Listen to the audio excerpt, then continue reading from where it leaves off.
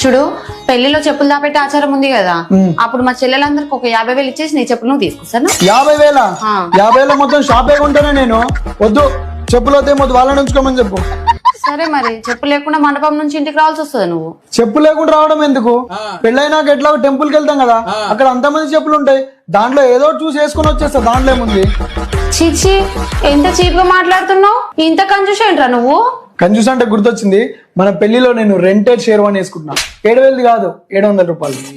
700 షేర్వానా? అంటే పెళ్లి అయిపోయినాక మళ్ళీ దాని డ్రై క్లీనింగ్ ఇచ్చి రిటర్న్ ఇవ్వాలి కదా. నువ్వు ఇప్పుడు పెళ్లిలో 700 షేర్వానా వేసుకుంటున్నావా? అంటే కొంచెం ఎక్స్పెన్సివే అప్పో, కానీ నా పెళ్లి కదా, తప్పలేదు. అరే ఓ, నా లయంగానే 1,00,000. 1,00,000? 1,00,000లో మా ఊళ్ళో వాళ్ళందరు పెళ్లి చేయొచ్చే. వద్దు, లేంగా వద్దు, ఏమొద్దు, క్యాన్సిల్ చేయి.